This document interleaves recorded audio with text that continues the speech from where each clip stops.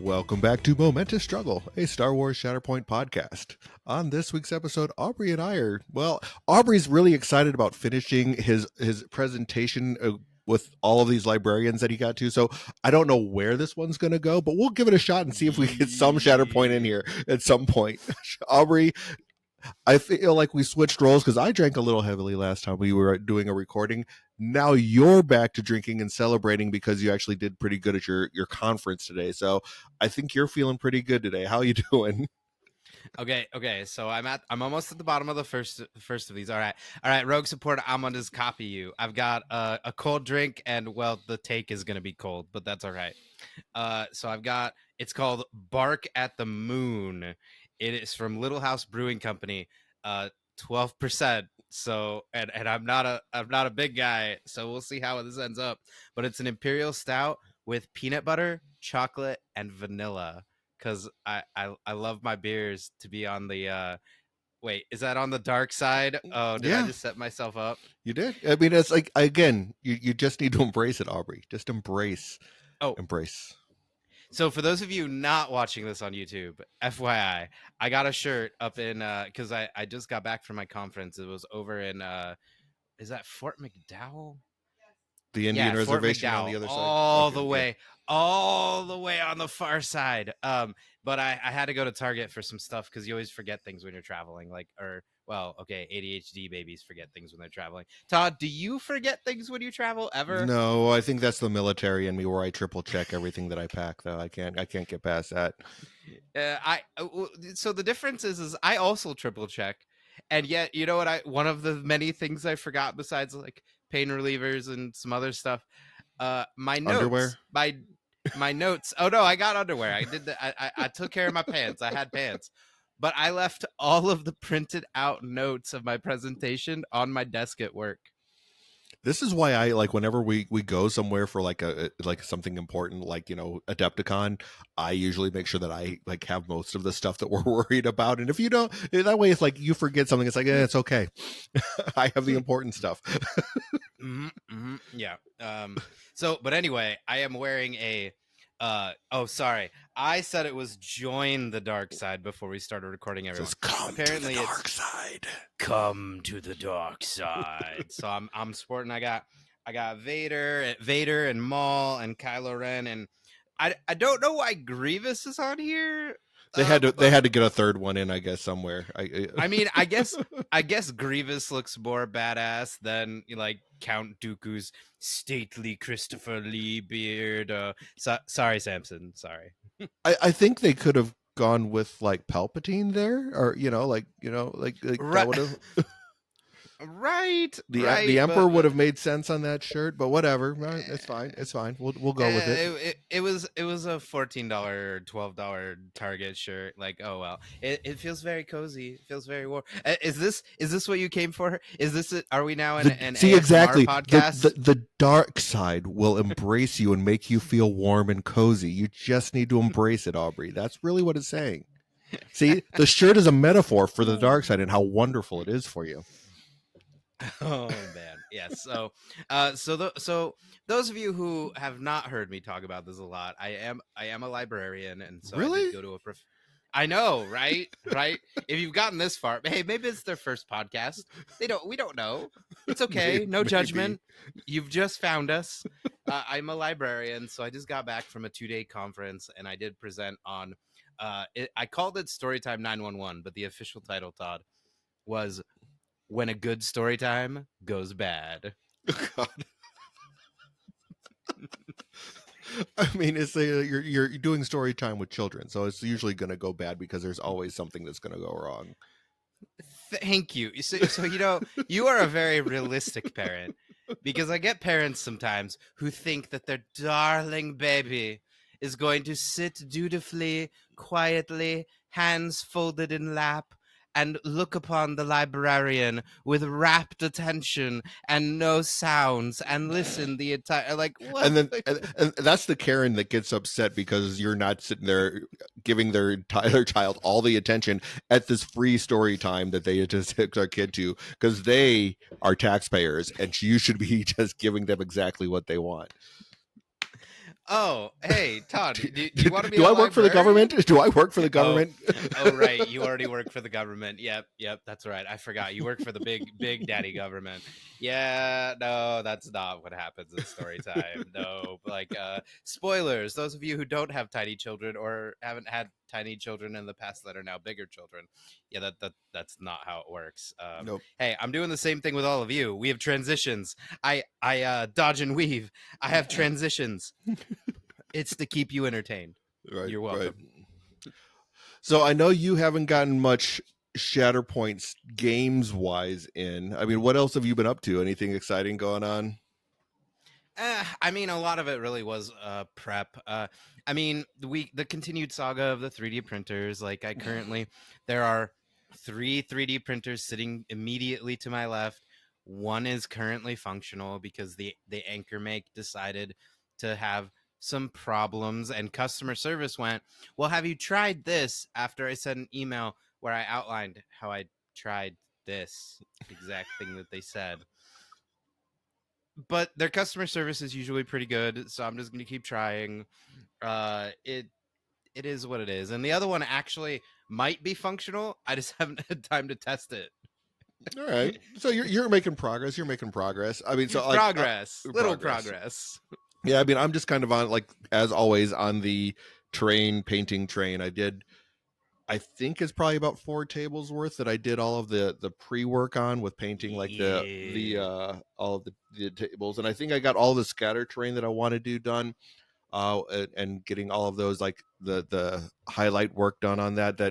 But I say highlight work very loosely because it's not like I'm going in and doing like edge highlights on terrain. It's more along the lines of just adding additional color to it. So it's like it's starting to get there. It's starting to get there. I mean, I'm pretty happy with, because I used like a darker purple than I think I did on the stuff that I did for you on the Fractured City, with Mhm. the fluorescent purple, and I think it gives a nice little transition on it. So I don't know. I'm enjoying using rattle can to actually paint a lot of this stuff. It's interesting how you can, like, once you start learning the techniques of using rattle can, you can get some pretty decent effects with it. It's similar to using like an airbrush, so I find it fun.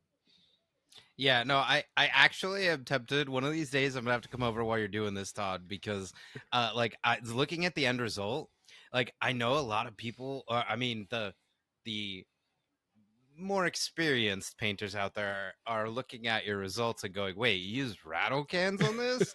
Because, like, again, those of you who are going to be at LVO, check it out. It looks really good. I have a set of the terrain that you painted up. Mhm. It looks really good, and I keep looking at it, going, "Wait, Todd, how are you nailing this? Because you've been pretty consistent. Not gonna lie, it looks good." And I wish I had a good example, like reason or explanation behind it. I guess maybe I could make a video on rattle can terrain or something like that, and put that up, because Right? like I mean, I don't know. That's the only thing I can do, because I have no idea. It's again one of those things where it's just a habit, I've like a technique I've kind of picked up with, like, I will say most of my arm is covered in spray paint just because of the way that I'm holding it. I think I need one of those full arm uh, things to cover it, because like see the definite line from where I'm wearing just the regular glove, and where that stops. It's like, oh, the purple stopped right there on your arm. Got it. Yeah. So Hey, I think bottom line is like we get kind of stuck in the details, or mhm. or maybe lost in the weeds. I don't know what you want to call it, but remember, the table ready is still mostly fine. We aren't entering all of our terrain into a painting competition like the what is it at Adepticon, the Golden Demon? So Golden Demon part, like, there's a Golden Demon that happens at Adepticon, but that happens at Oh, multiple okay. things.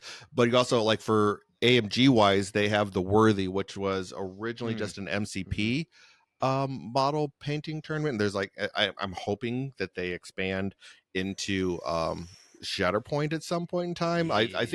I think I asked about that when I interviewed Dallas Kemp, and of course that question didn't really get answered. but Eh, but eh. that's to be expected. I mean, some of those where it's like, it would be nice to sit there and see that kind of expand to the Star Wars side of things, especially since, like, we're starting to get some really cool Legion models too. It'd be nice to see like if they were to expand that to like the different all the different game lines and stuff like that. So Ooh, we'll see, yeah. we'll see, because like I think that especially with Legion, because that is a smaller scale than the MCP side and the Shatterpoint side, to see like, because that takes a little bit more finesse, I think, to sit there and do the smaller scale stuff. Yeah, I can confirm. I started with, so the very first model I ever painted was not Shatterpoint. It was like this. So the Bloodborne is a From Software game, and I have a board game that's From Software, but they gave us like these turn markers that are like the main character from Bloodborne, and they're like, I mean, I haven't measured them, but it's got to be like, just based on what I now know from looking at stuff, it's got to be like 60 to 75 millimeters. Like it is giant. Like it's almost twice the size of a Shatterpoint model. That's what I started on.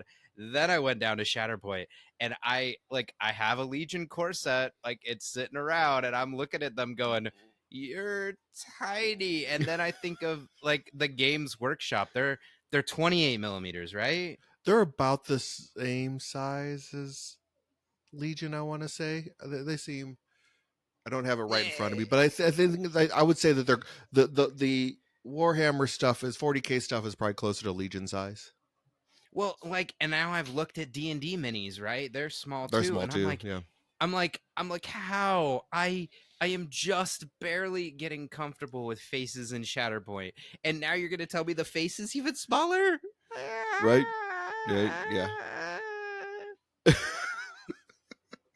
You'll get there. You'll get there. You'll get there. Yeah, no, it's like, and I know part of it. I think I'm working a lot more with game or with Gamers Guild. I'm probably going to end up trying to take over working with them, doing their North Phoenix location, being their liaison, or I think they call it an ambassador, to try and help build their community up over there.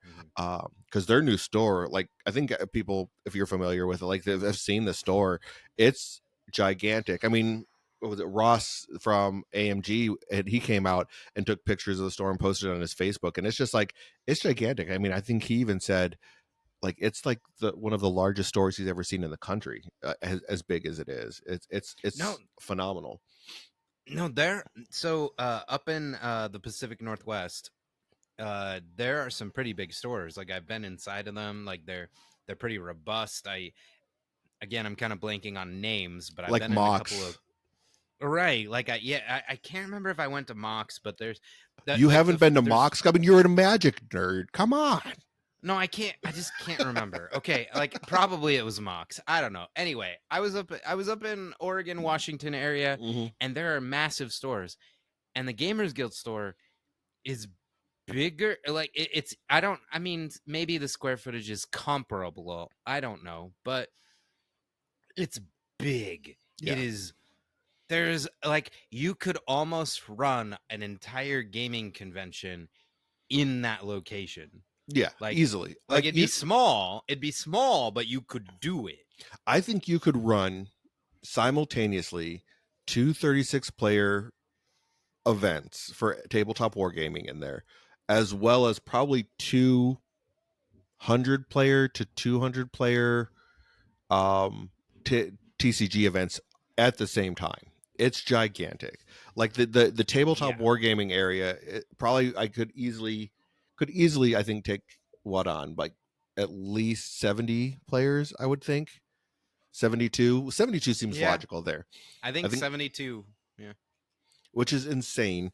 And then on top of that, then you have like the TCG area, which I'm God, they have what, 4 rows, and each row probably can handle 50 players. So yeah, probably 200 players there. I mean, and then they it's just gigantic, that Like store. I'm just used to like I've been to tons of Magic events. I've been to Adepticon. I like of course Adepticon is massive. Yeah, Like nothing goes beyond that. But the fact that I'm even like, wait, do we need to rent out a different space? Because Gamers Guild looks like they could almost do it. Like yeah, that's how close it is. yeah. No, I mean, I've talked with people in other communities, like in the Age of Sigmar community, and they're like, you could run a convention here. Like, it's not just us saying that. Like, there are other large groups like that are active in conventions at like local conventions saying, no, you could run a legitimate convention out of this shop and it wouldn't be that crazy, which is insane. Yeah. So I feel, and I don't know. So like when I moved from Nevada to Phoenix, to the Phoenix metro area, like I was used to, like there were a handful of stores. Like Carson City had one store, and then there were two stores, and then one store went down and got replaced by a different store. So like we had two whole stores we could go to for events. And then if you went to Reno, there was like one really good store and then like a few not as good stores, and Mhm. like you basically just went to the one store, Card Kingdom. Like they were like the one, I think they're still there.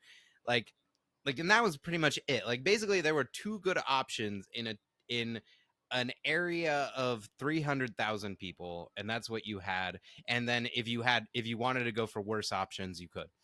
You come down here and like you can't even throw a rock and you hit a store, and they have a decent community. Like it's very hard to find a store that doesn't have a good community backing it. It's Yeah. Well, I mean, so wild over yeah, here. I would say that there's a solid 10 stores that revolve around tabletop wargaming in the Phoenix metro area. Granted, there's like what, just short of 5 million people in the greater Phoenix area, so it serves a lot of people, within that greater Phoenix area. I think there's like in Phoenix there's only like 1.5 million, so but there's a lot like in the surrounding cities and everything, which is all one large city. But then that Yeah, doesn't even count 5 like million. yeah, but you don't even sit there and take into account that doesn't count like the stores that are only like card game stores, like TCGs, like Magic and Yu-Gi-Oh and that. Mm-hmm. Mm-hmm. That's like if you add those stores in, there's like God, there's got to be like another 15, 20 of those stores. So it's just Yep. wild the amount of stores that there are for nerding nerding things that are out here. It's wild. And it's Yep. I think The we're in a good position because of that, because a lot of like the other communities, you hear people saying, oh, we don't have much. It's like, man, we have stores that like more stores than most places have, and we're still doing great. Right. I feel like, okay, so all of those sociology majors that are out there listening to our podcast, I feel like a case study needs to be conducted in the Phoenix metro area to find out, why is Phoenix so nerdy? Because like when you think of Arizona, I don't think you think of nerds as the first, like that's it's not my first perception of But there's a lot of Arizona. us. But there's a lot of us. But there's a lot of us out here, just based on how many stores are out here and Right, right. thriving. Because like it's not like stores are going under every day. I mean, yes, it happens. It's a high risk, high reward. The margins are tight, but enough of them are thriving, or at least not going under. Yeah. It's wild. It's wild. But yeah, no, I mean I'm excited to see like kind of like the journey that happens with Gamers Guild and that new location, because it is an amazing location and everything like that. um but yeah, I mean, it's, I guess, so we didn't, I kind of had an idea about what I wanted to talk about today, and I don't know how long this episode's going to go, because we can probably ramble quite a bit about this one, so we'll see what happens with it. um because I was listening to Rogue Support's latest episode, and they started talking about like things to prepare for tournaments and stuff like that. And they touched on something, and they didn't go as deep down this as I was hoping they would. And I think that, not saying anything bad about them, it's like that's with four different hosts, that kind of happens sometimes, where like the like Omnis will say something and it's like, I'm like, oh, that's really interesting. And like they kind of go a different direction with like the conversation and everything like that. But one of the things that they brought up about, and I would be really interested just to kind of like have a conversation a little bit more about it, is the idea of going on tilt in the middle of a game. Because like I see that happen where like someone gets put on tilt and like they just let the game get away from them because they can't refocus after they go on tilt. So of someone who like is an ADHD baby like you are, I mean, how does that work with you? Phew. Ooh, okay. All right. All right. So my journey in figuring out the whole ADHD thing is pretty recent. So, I mean, you asked me how to focus in a game when I am famously known for getting distracted by everything that is going on around me. All right. That's fair, Todd. That's fair. Uh Well, I mean, I and think that makes also you the best person for the topic, though, because you get so distracted. It's like, how do you stay focused? uh well, and also I think it's funny because this is the episode of Rogue Sport that I have listened to, but I made a point of saying in their Discord, I was like, oh man, I really like this episode and I have a lot of ideas based on it, but also they all fell out of my head, and now I gotta re-listen to the episode to get the ideas back in my head. And like, I know Omnis is waiting for me because he's like, oh, I want you to give me the play-by-play, and I'm like, I haven't listened to it again because I already listened to it once. But okay. All right. Focus. So, I mean, okay. So, talking about Tilt, I think I talked about this on our very last episode. Famously, I'm not good at this. I don't like this because I will get tilted by winning, because I don't like winning just because, like, oh, my opponent messed up and I got him. Yeah, I don't like that. Or more importantly, I just got lucky and like I drew what I needed to do in the right order at the right time, and my opponent could do nothing to stop me. Oh, yay, I won. No, I like the games where, like my last league game with Fenwow, like it was really tight. Like definitely a couple of different interactions, or like one dice roll going the different way, and I could easily have seen him winning our game. Like that, Mm. that's the fun. That's where Yeah, I want to live, right? I get it. I mean, so like on the flip side of this, and this comes from like the competitive Magic side of me, where like the first pro Yeah. tour that I qualified for, Mm. I was playing in the top eight. I ended up like my match, my semifinal match. It took forever to get to it because some guy, I was playing control and he was just taking forever. And because it's in the top eight, you just wait until somebody actually wins. Right, they Aubrey, take the you should know timers this. off. Yeah, they take the timers off, and you should know about this being the control player. So anyway, he finally gets to my semifinal match. While I'm waiting for my semifinal match, one of the guys that was playing in the other semifinal match had already completed it, and he's like, he comes and walks past me, goes, "I hope I get to play against you instead of the other guy." And I was just like, "Oh, okay." I'm like, like basically just talking trash. Huh. I'm like, okay, cool. Huh. And basically, like after that point, I'm like, okay, so I end up beating the guy in the quarterfinals, beating the control player because I was playing like super aggro at that point in time, and I get to go up As you against do. him. Yeah, so I go up against this individual who still is playing competitive Magic. I was watching the RC, the regional championship for Magic this past weekend, and he was playing in it, and he was doing good for a while, and then he fell out of the top 64, which I Mm. kind of felt good about that because he's kind of a jerk. But that's beside the point.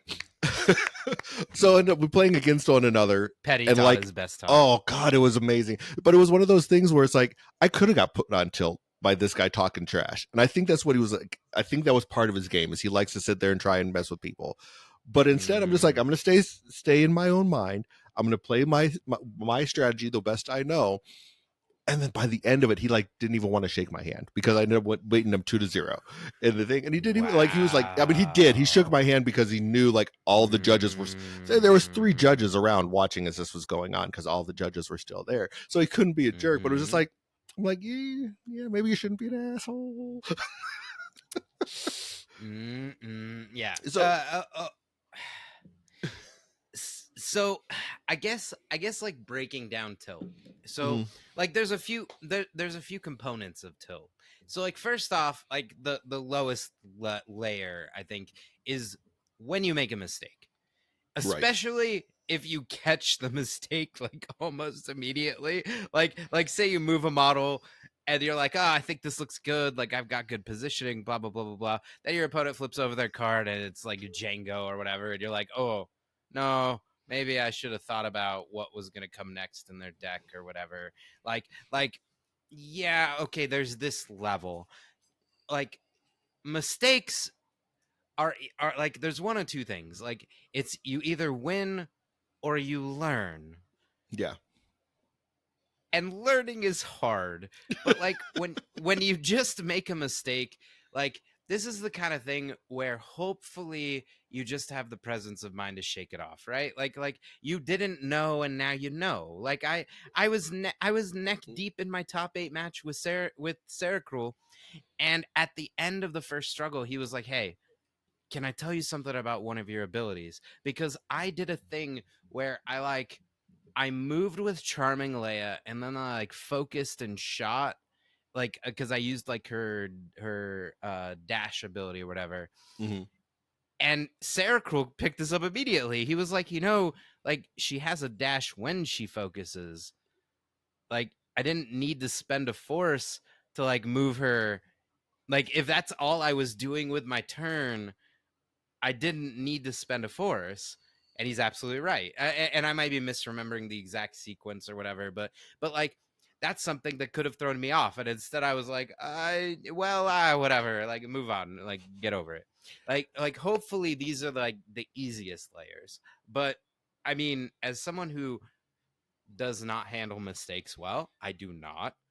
You can get in your head about it, and like the only thing I can tell you is like it's just like a frame of mind. You have to understand that these games are complicated.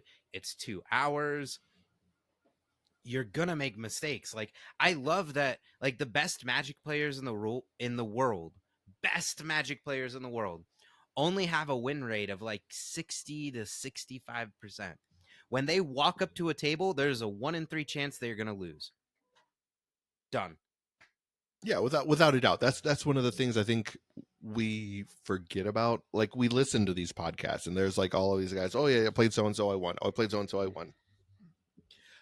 They might not be talking about all the games that they lost, and that's one of the things. Like there's a lot of times where we aren't going to, as human nature, we're not going to focus on the negative when we are having that conversation. Well, maybe you and I will because we find it funny, but that's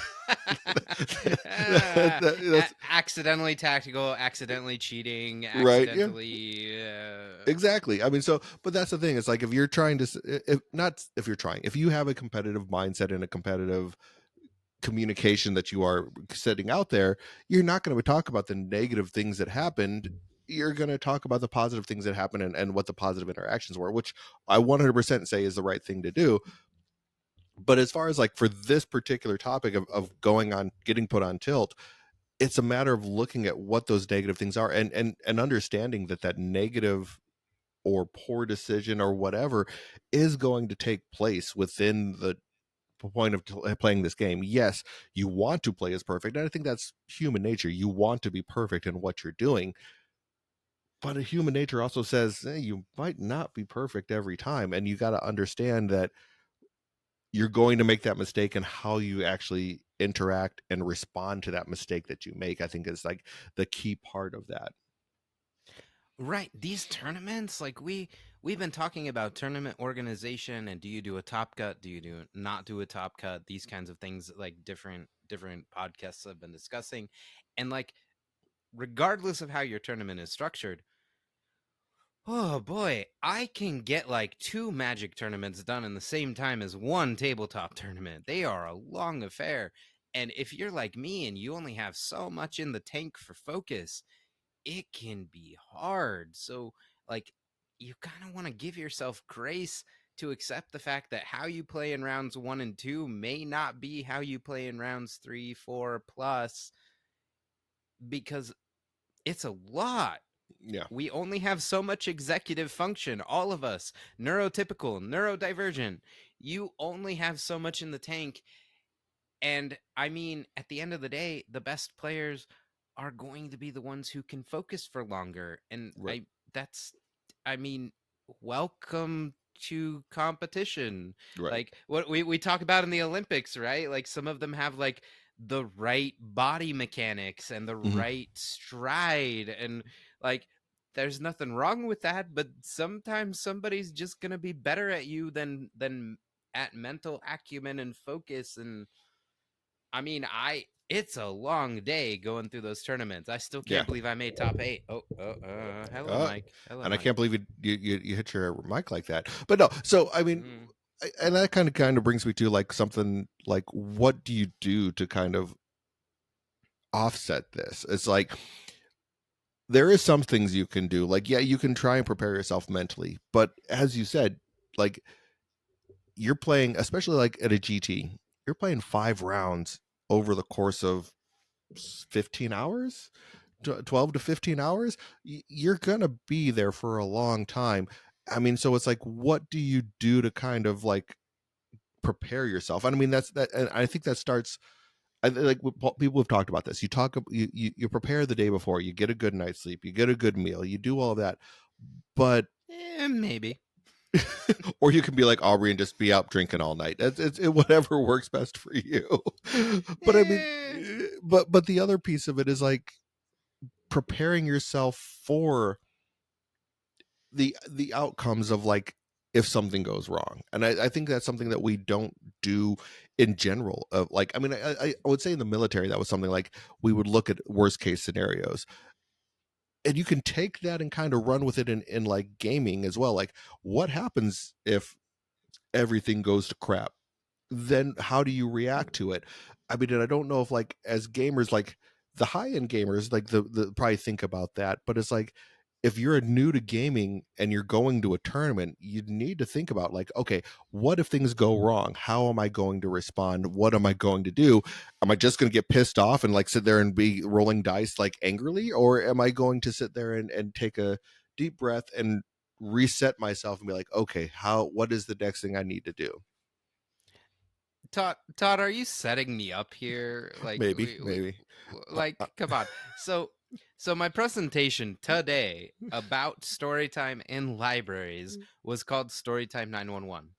It was about when a good storytime goes bad, because what a lot of novice or new storytime presenters in the library fall into the trap of is that you think everything you planned is going to go perfectly and nothing is ever going to go wrong with toddlers and babies and preschoolers who don't even know where their toes are, yeah. and you expect them to follow along with you from beginning to end with no problem?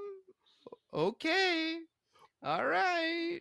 So for anybody that thinks things are going to go perfect, I would recommend picking up like just a one shot of D&D and getting kids between the ages of like 9 and 14 and trying to run a one shot D&D with them.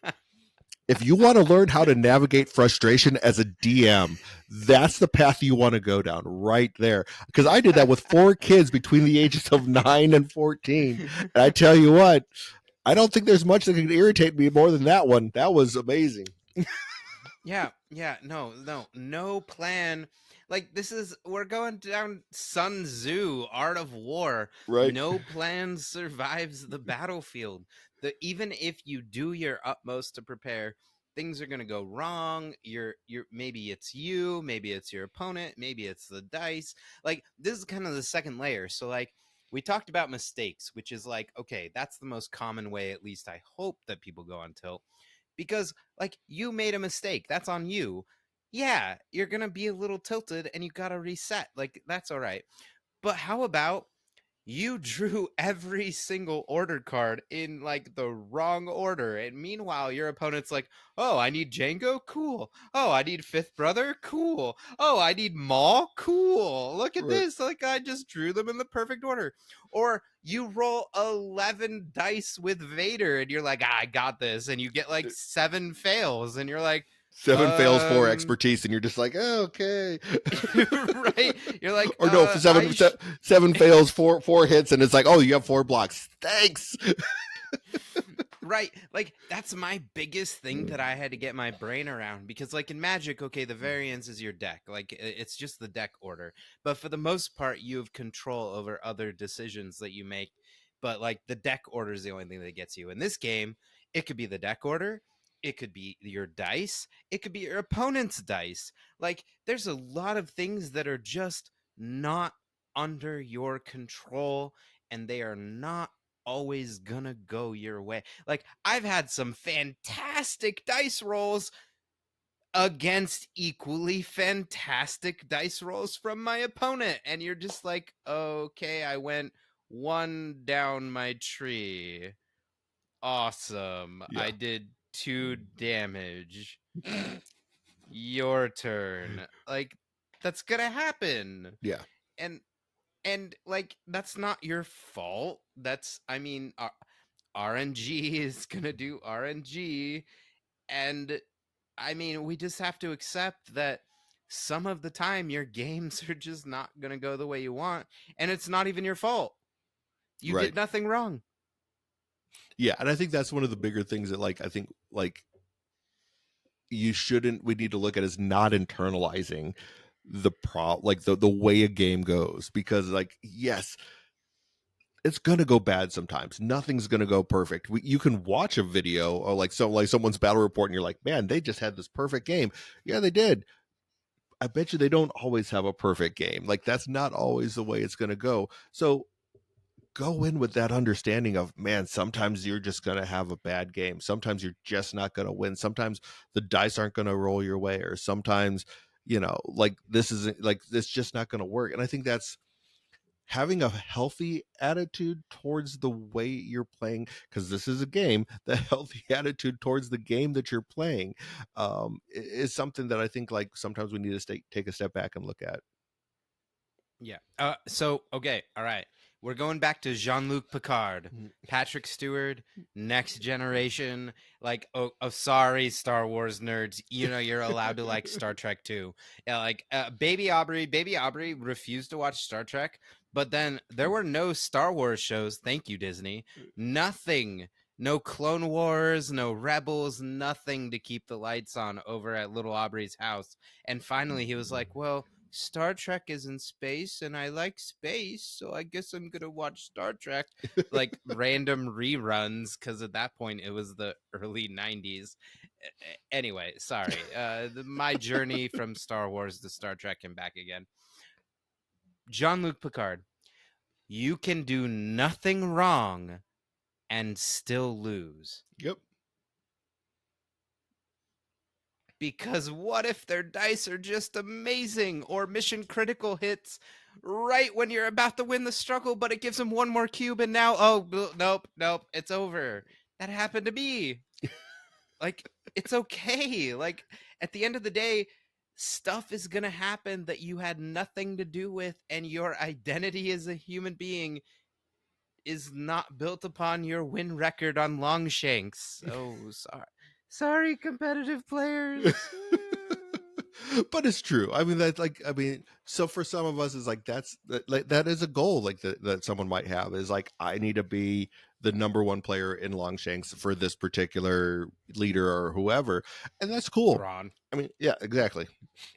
But and that's great. I mean, I encourage people to have these goals to sit there and like reach towards. I mean, that's a lot of what goes along with any hobby, is having goals to sit there and reach out to those and try and achieve those.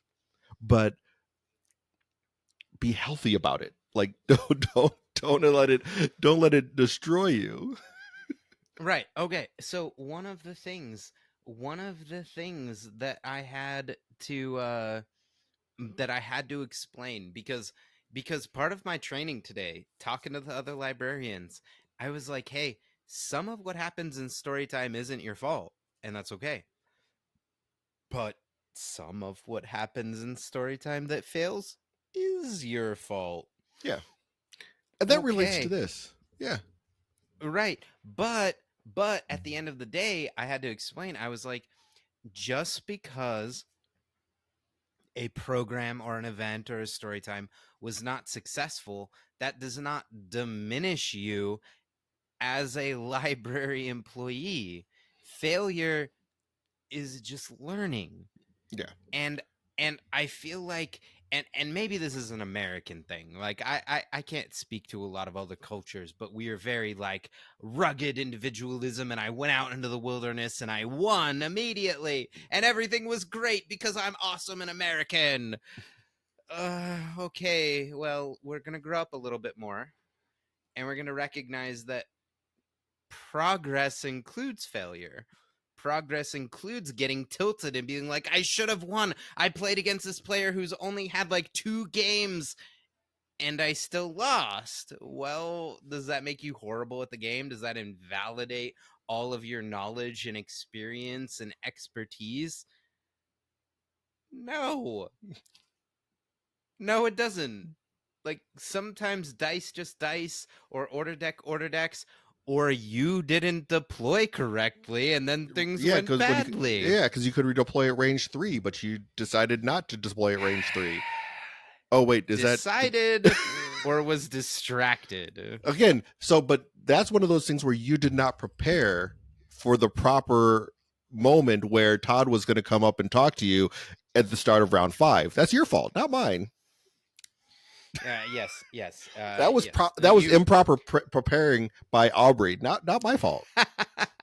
Not my fault at Yeah. all. Yes. Yes. So again, you have a plan. I think I just put you on tilt with that one, didn't I? Only a little. Only a little. No, it's planning and preparation only takes you so far. The rest of this actually is mindset. How do I feel about the game? How am I experiencing the game and what's happening inside my head? Because like, again, and we could get into mental health stuff, but I am not a diagnostician, I am not a therapist, I am not qualified, I'm a librarian. I could connect you with resources if you would like to have more. But some of this has to just go down with mindset. Sometimes we have to let go of our expectations and accept what happens. And just because I'm telling you this doesn't mean I'm perfect at it either. Oh no. Even in Shatterpoint, I have sat down across a player where I am literally explaining basic rules to them, like, this is how shove work, this is how take cover works, this is how advancing and moving works, this is how engagement works. And I still lose to them after explaining like half of the core rules to them. I'm explaining it to them, leading them, guiding them, and then like in the back of my head, there's a little voice going, "You got this, Aubrey. You got this. They're a newbie. Where's the baby seal? I've got a club, Aubrey." And that little voice is wrong because then I'll lose, and I'm like, "But I knew more than them. So what? Yeah. They And might pick it up faster." Yeah, and I think that's one of the things like we have to like definitely keep an eye on with us internally is like we're going to make those mistakes. We're like, and sometimes like that, like you were saying, sometimes variance is going to hit you right in the nuts, and you're just gonna like be like, damn, that sucks. It just happens.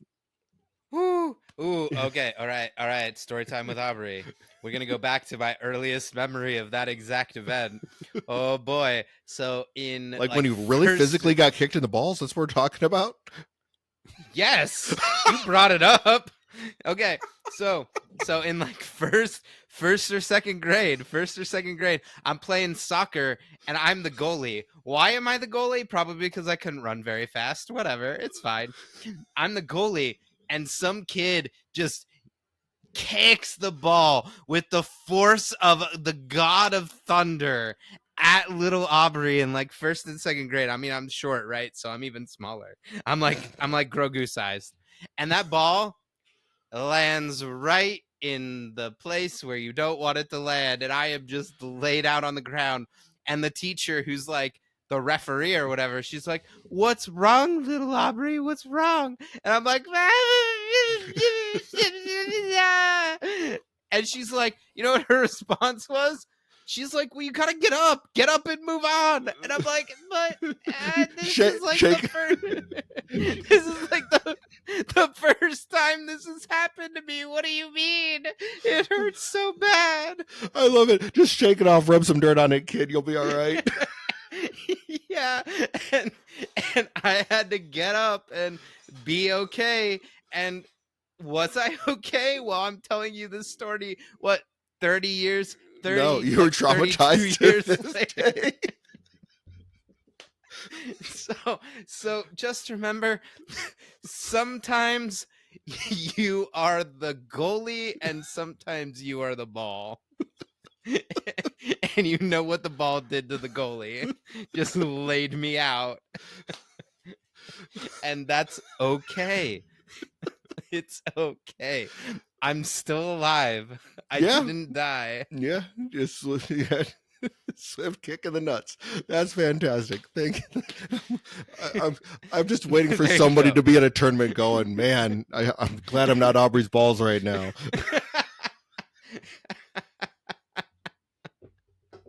Oh hell, that was There you go. awesome. But yeah, no, Hey, there you go.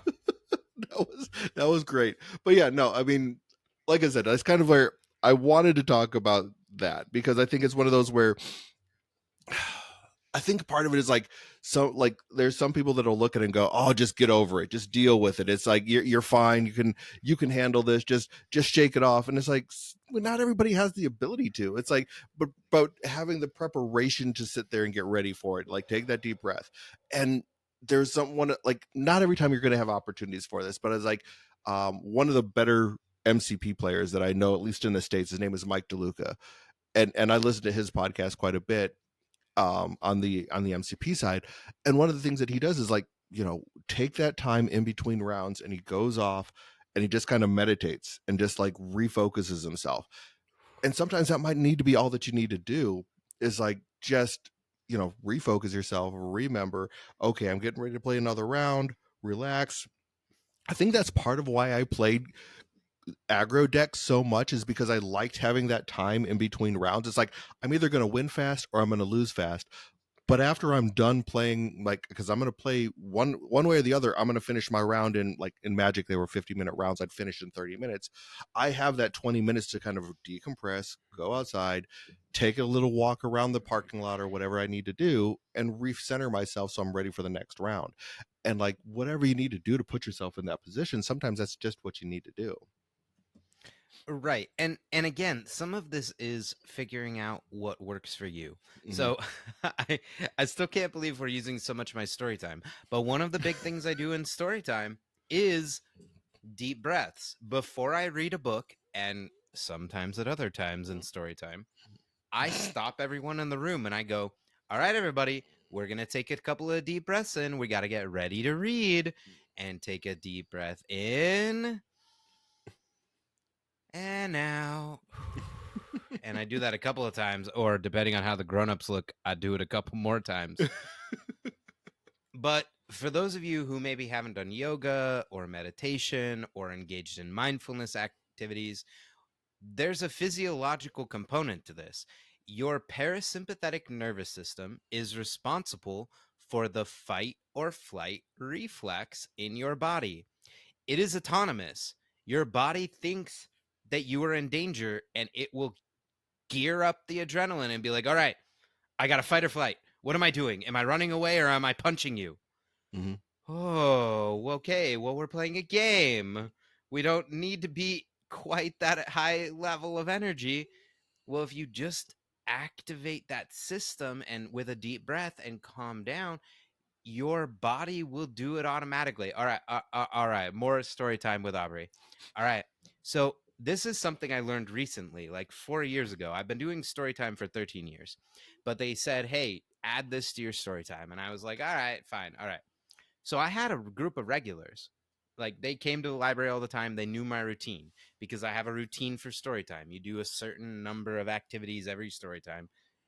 And I added something, Todd. What happens when you change things with Oh, human they lose their beings? minds. They lose their minds.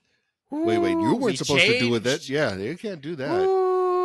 Ooh, we changed something. And there was a little girl who was oh so cute and sweet and adorable and was a regular at all my story times. She did not like this new addition. She was angry. And she expressed herself in this way. Every time I would be like, all right, everybody, we're going to take a deep breath in. She would go, okay, Mr. Aubrey. She was roasting me. She was roasting me at story time, I like this little making girl. fun of I what I like was her. doing. And you know what I did?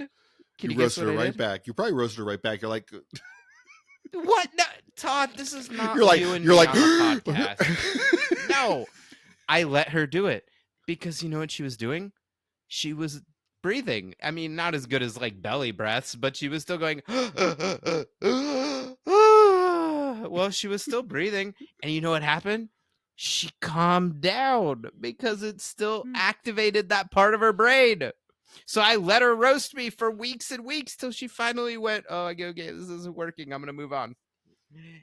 But So my point basically, is, that's the point. The point of it is, if you're playing in a tournament with Aubrey, just go roast him, and it'll help you relax.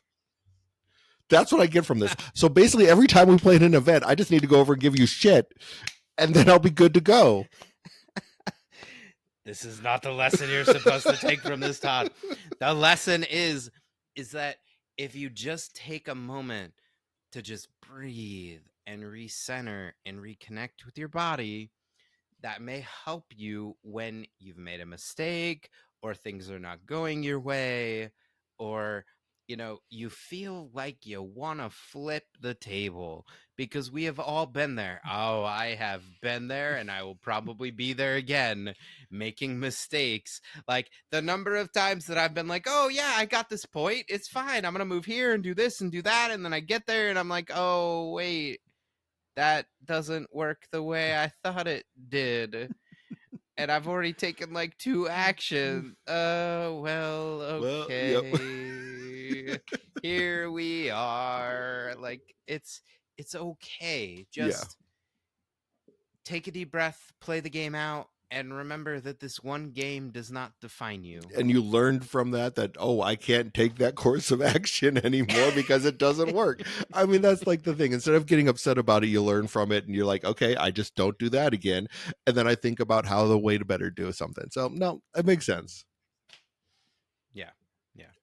Absolutely. I can't think of any other, like, what is there any other way you could be on tilt? Like usually it's you made a mistake or diced.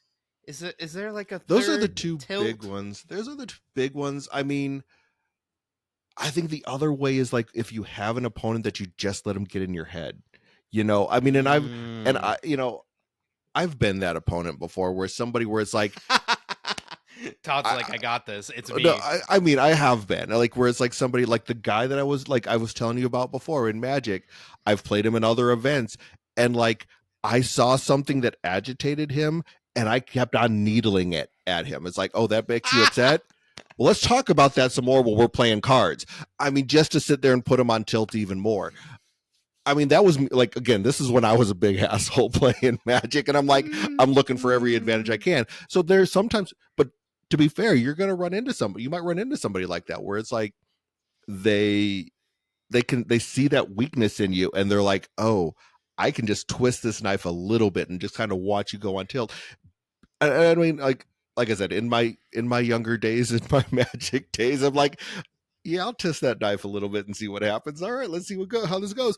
I mean, so be prepared for that there's just going to be some people that just know how to get your goat, and be ready for that. I mean, like, have that mental ability to just be like, nope, you can't mess with me. Be stronger than that person. And like, and I it's again, that probably part of that comes with playing poker. I think I played poker quite a bit too, where it was like you could sit there and just talk and kind of get into somebody's head a little bit, like like, so there, those, that background, I think, just be prepared for that. I don't see it as much, especially in the Shatterpoint community, or MCP community. I've seen it in the 40K community for sure, where there's like just there's those personalities where they just kind of get into it. I mean, but you might end up running into a person like that, where it's like that personality just like they want to sit there and they work to put you on tilt, and just be ready. Be like, nope, you're not gonna get me today, type of a thing. Yeah, and that's kind of what I love about the tabletop community is I definitely don't see some of that. But all right, Rogue Support, I'm throwing you under the bus a little bit. I don't remember, was it Omnis? It had to be Omnis, right? Well, if it wasn't, oh well, I'm throwing you under the bus anyway. They talked about this, the mind games of like you can talk about, oh well, Yeah, that was if in I there. draw Yeah, this, if I draw this card and I can take that objective, but you don't actually care about that objective. You actually care about something else. So yeah. I mean, that is a tool in a toolbox without people being a jerk. Like, I mean, that's a magic thing. I mean, we talk about like the shot heard around the world where what was it? There was one player where like if he like drew a card and he set it aside, and he did this whole thing where he was like, well, if I do this, this, and this, and you do this, this, and this is what's going to happen in the game state. Mm-hmm. And then that person was like, okay, well, I'm going to do that. And then he flipped over the card and went, nope, boom, do I have the counter to that. Yeah. And I don't remember the whole story, and it doesn't matter because it's Magic. But the point is like, remember that your opponent can get in your head. It's less likely because most of the information in Shatterpoint is known information. The only thing that's hidden really is like what unit is going to go next with your Mm-hmm. order deck. So there's not as much bluffing that can happen in this game. But it's something to keep an eye on. Like, we talk about it here, but more often you're going to go on tilt because you made a mistake or the dice didn't do what you wanted. And like, again, mind games can happen, but mostly just remember that you don't want somebody else taking residence in your head. Yeah. You have control over here. You get to decide what happens or doesn't. And hey, I'm not good at it either. We're all working on this. So Well, yeah, don't worry about it. well, like one of my favorite quotes from I don't know if you watched Ted Lasso, where he's like, whenever someone's like, "How you doing?" Mm, He says, "I'm a work in prog mess." Like, it's like, yeah, we're all a work in prog mess, man. We're a little bit of a mess, but we're working on it, and like mhm, I mhm. love that's one of my favorite lines. So, but yeah, but that's one of the things, like, there's gonna be failures along the way.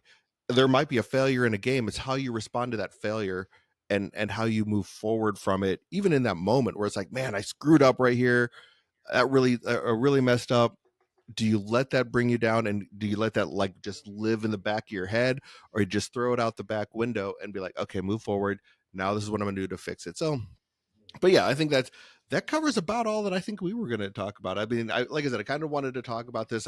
It went about as longer than I thought it was with us having this conversation. Most of a lot of that was library talk, though. That's to be fair. You know what? I gave you a mini. If any of you happen to be librarians and you're doing story time, you got like a short version of my training that I did today. But like, my final thought is this: like, I don't experience a lot of this in Shatterpoint in tabletop games. In Magic, there would be a lot of, okay, the game's gonna go on for 10 more turns, but I'm pretty sure you've won because you've locked down the board. So I'm gonna scoop and move on. It seems to me like maybe in the more competitive scene that maybe that also happens in Shatterpoint, just based on kind of the conversation that was happening on Rogue Support. I haven't experienced that, but I'm sure it's there. But my thing is whenever you feel like you're losing, like, try to play out in your mind the next few turns, Hmm. because usually there's an out. It might be your opponent making a mistake or dice not going your way, Yeah. which are less of outs than things that you have control over. But mistakes work both ways. Right. Right. Your opponent might make a mistake. Dice might not go their way. And then all of a sudden, you've gone from a losing position to a winning position. So you might as well, especially in tabletop games, play it out just a little bit more. And if nothing else, if you're like, oh man, I'm losing this game, this is not going to go my way at all. Like, look at it from a perspective of, I'm going to take what I can learn from this and see, okay, is there anything I could have done? Yeah. Well, Yeah. if the answer is no, that's okay. Yep. And I think Dizzard like mentioned this like very succinctly on Rogue Support, where he was talking about, like, yes, you can scoop, but that guarantees you're going to lose. Like, you you can there's always a possibility you can win unless you give up and just don't win. You're going to lose 100% of the time that you quit. Where you might not lose. I mean, and that brought me to like playing against Andrew Protif, one of our locals.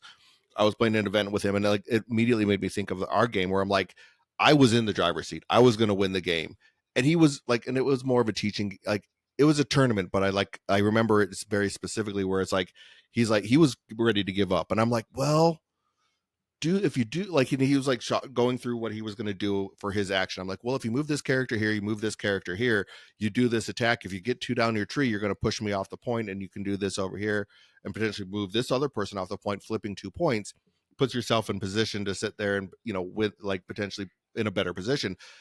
He did that, worked out perfectly for him. My response did not, my dice didn't go the right way. And before you know it, he ended up winning the entire game because he took the third struggle. But he was ready to give up and didn't think through like the line of play. I mean, for him and for me, it was a good lesson of like, you don't give up. You just keep on, look for the best lines of play in your game. Don't let the frustration of the situation overtake you. Take a moment, take a step back, go, okay, here it is. I mean, don't take 10 minutes to sit there and figure out your turn, but take the time to sit there and like, okay, is this the right line of play? Do I need to do this type of a thing? So it was, but it definitely brought back that memory, like hearing Dizzard talk about that for sure. Yeah. And again, one of the best recent games I have is when Saracrol kicked my butt during the top 8, because we also talked about like when to use callous dice and what was important and when did I need to like use my force management. I lost. I still think back to that game as like, okay, what am I going to do in this game where I'm still playing specters and I have access to these abilities? Like I continually go, okay, all right, I need to think about these things. So, I mean, sometimes you're the hammer and sometimes you're the anvil. I don't know what to tell you. Like it's okay. It's okay. Like we have good days and we have bad days. Like even from week to week, Yep. like it's the consistency and the regularity. Like what are you doing overall? Are you improving in the long term? The short term is more about learning than it is about being awesome all of the time. Yep, very true, very true. All right, man. Well, I think that kind of wraps up where we're at. I mean, we hit about an hour for the shows, and we like to try and keep it around that point in time. So I'll go ahead and kind of close everything out. As always, we like to thank every one of our patrons. You guys definitely help us keep us running, keep us paying the bills, so that we can keep on making these podcasts and putting everything out. So we appreciate each and every one of you. As always, check out the Patreon if you want to support the show. If for some reason that is not something that you want to do, and we totally 100% understand that, best way to support the podcast is to rate, review the podcast on whatever podcast platform you're listening to us on. Or if you're watching us on YouTube, because I'm starting to get everything back up on there again, you can go ahead and leave us a comment, like, subscribe, do all that good stuff, ring that bell so that you can see whenever we put up a new video. And other than that, though, I do again want to thank each and every one of you for listening to us and putting up with me and Aubrey just on our constant ramblings that we do. And as always, may the force be with you. May the force be with you.